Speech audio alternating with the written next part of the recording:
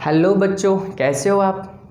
मैं आदित्य सर आज आपकी क्लास 10th के लिए जो पहला चैप्टर है जिसका नाम है केमिकल रिएक्शन एंड इक्वेशन, आज मैं उसके बारे में चर्चा करने वाला हूँ। देखिए ये चैप्टर बहुत ईजी है। कुछ बच्चों को लगता है कि ये डिफ़िकल्ट होगा, बट मैं आज आपको प्रूफ कर दूंगा कि ये बहुत ही ईजी है, बहुत ही अच्छे से आप समझ भी पाओगे। मैंने क्या किया, इसे जिस तरह से मैंने पहले लेक्चर में बताया, हर एक लेक्चर को मैं पॉइंट बाय पॉइंट में लिखता हूँ ताकि आप आसानी से इसे लर्न भी कर सकते हो। विथ एग्जाम्पल के साथ दिया हूँ ताकि आपको ईजिली समझ में आ जाएगा। कोई अगर दिक्कत हो तो आप कमेंट कर सकते हो और साथ में शेयर प्लीज़, इसे जो है अगर आपको अच्छा लगे तो शेयर भी करना, सब्सक्राइब भी कर लेना और यार एक बार बेल आइकन भी दबा देना। चलिए अब स्टार्ट करते हैं टाइम वेस्ट किए बिना।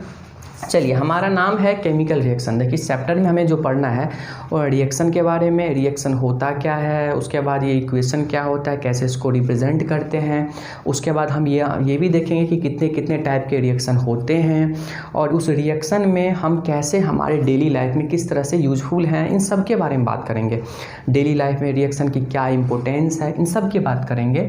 लेकिन उनसे पहले हमें कुछ पॉइंट ऐसी है जो हमें समझना बहुत ज़रूरी है, जो हम बेसिक से ही समझ लेते हैं। तो ऐसा हमारा सबसे जो पहला जो टॉपिक है वो है physical change and chemical change. उसके बाद फर्दर हम लोग बात करेंगे ये केमिकल रिएक्शन होता क्या, इक्वेशन क्या है, इन सब की बात करेंगे। तो देखिए, तो सबसे पहले हम लोग बात करते हैं फिजिकल चेंज के बारे में। फिजिकल चेंज क्या होता है, हमने पहला पॉइंट जो लिखा है बहुत easy, the change in which no new substances are form are called physical change. मतलब क्या हुआ, तो सर मतलब ये हुआ कि अगर कोई चेंज, ऐसा चेंज जिसमें कोई भी नया सब्सटेंस का फॉर्मेशन नहीं होता है, ऐसे चेंज को हम लोग कहते हैं फिजिकल चेंज। अर्थात हम ये कहना चाहते हैं आपको कि कोई नया चीज़ का निर्माण नहीं होगा, जो था स्टेट में चेंज हो सकता है, मतलब सॉलिड से लिक्विड हो जाएगा, लिक्विड से गैस भी हो जाएगा, लेकिन नई चीज़ का फॉर्मेशन नहीं होगा। फॉर एग्जांपल अगर आप देखोगे, आप देखते हो कि हम लोग शरबत बनाते हैं, शरबत में क्या करते हैं हम लोग, जो है ना, शुगर को डिज़ोल्व करते हैं, मतलब हम लोग वाटर में शुगर को डिज़ोल्व करते हैं, वो क्या हो गया, ऐसे चेंज को हम लोग कहेंगे फिजिकल चेंज कहेंगे। वैक्स का जो है मेल्ट होना, ये सारे क्या कहलाते हैं, तो ये हमारे फिजिकल चेंज कहलाते हैं। फिर दूसरा पॉइंट हमारा क्या कहता है, sir physical change is temporary change. क्या होता है, ये टेम्पररी चेंज, मतलब कुछ समय के लिए होता है, कुछ समय के बाद अपनी स्टेट को फिर से चेंज कर देता है। फॉर एग्जांपल अगर आप क्या करो, देखोगे कि फॉर्मेशन ऑफ आइस, आइस को अगर आप देखते हो कुछ समय के लिए आइस जो है पहले तो मेल्ट हो जाता है, फिर इसे फ्रीज में डाल दो तो फिर से वो हमारा सॉलिड पार्ट में कन्वर्ट हो जाता है। फिर जैसे आप दूसरा अगर हम बात करते हैं और भी चीज़ की अगर हम बात करें, मेल्टिंग ऑफ वैक्स, वैक्स हमारा क्या होता है, पहले तो सॉलिड फॉर्म में होता है, फिर आप कुछ समय के लिए छोड़ दो तो फिर जब देखते हो कि वैक्स में जब हम लोग जलाते हैं तो फिर वो मेल्ट हो जाता है। वैक्स मेल्ट होने के बाद कुछ समय के बाद फिर से क्या हो जाता है, वो हमारा फिर से कन्वर्ट हो जाता है सॉलिड फॉर्म में। तो ऐसे हम लोग कह सकते हैं फिजिकल चेंज के बारे में।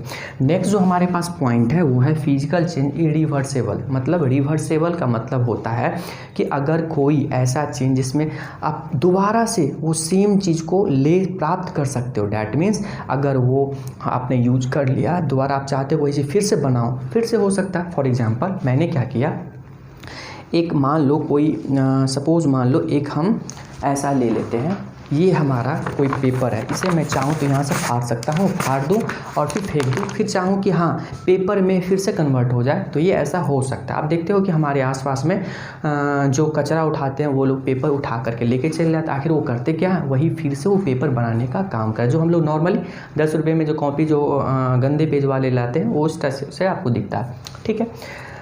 तो ये रिवर्सेबल हो गया, ठीक है। वाटर बॉइलिंग, आप वाटर को जब बॉयल करते हो तो पहले क्या होता है, पहले आप बॉयल करते हो तो वेपराइज होता है, फिर जाकर के आप उसे फिर से आप जो है कोई चीज़ से फिर कन्वर्ट होकर के वाटर मॉलिक्यूल्स में फिर ये ड्रॉपलेट बन के नीचे गिर जाते, फिर से वो कन्वर्ट हो गया। तो ऐसे चीज़ को हम लोग रिवर्सेबल कह सकते हैं, ठीक है। तो ये सारे पॉइंट जो है बहुत ही इम्पोर्टेंट है, बहुत ही हमने क्या किया, इजी लैंग्वेज में आपको लिख रखा है। वो भी दूसरा और क्या है कि मैंने पॉइंट में लिख रखा है, आपको आसानी से समझ में आ गया होगा। आई होप आप जो है हमारी सारी पॉइंट को समझ भी पा रहे हैं और आप इसको एंजॉय भी कर रहे हैं। चलिए अब नेक्स्ट है हमारे पास chemical changes. Chemical changes sir होता क्या है, देखो अगर हम बात करें केमिकल चेंज की तो क्या कहता है, the change in which new substances are formed. New substances का मतलब ये होता है कोई नई चीज़ का फॉर्मेशन होगा, समझ पा रहे हैं? नई चीज़ का फॉर्मेशन का मतलब क्या होता है? मतलब ये कहना मैं आपको चाह रहा हूँ कि केमिकल चेंज में अगर मान लो परमानेंट कन्वर्ट हो सकता है, जैसे फॉर एग्जांपल आप देखते हो ना कि हम रिस्पायरेशन जो करते हैं वो केमिकल चेंज। आप पूछोगे सर ये कैसे हो सकता है?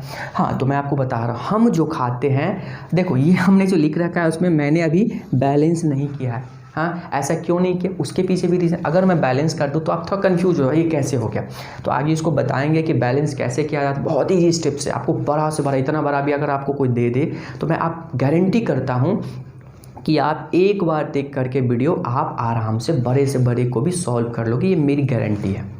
चलिए, तो यहाँ पे है रिस्पायरेशन। तो रिस्पायरेशन क्या होता है? तो रिस्पायरेशन में हम लोग क्या करते हैं, जो हम डाइजेस्टेड फूड जो होता है, डाइजेस्टेड फूड में जितने न्यूट्रिएंट्स पार्ट होते हैं वो सारे क्या होते हैं, ऑक्सीजन के साथ रिएक्शन करता है। कहाँ करता है? ये हमारा माइटोकॉन्ड्रिया के पास करता है। माइटोकॉन्ड्रिया में क्या होता है, रिएक्शन होता है और तब जा कर के हमें सबसे पहले कार्बन डाइऑक्साइड जो हम रिलीज़ करते हैं, फिर वाटर और साथ में एनर्जी जो हमें ATP के रूप में मिलता है। तो ये जो हमारा, क्या हम इसको दोबारा से इसको बना सकते हैं? नई प्रोडक्ट बन रहा है ना, आप देख पा रहे हो ना, यहाँ पे C6H12O6 जो हमारा है वो ग्लूकोज का फॉर्मूला है।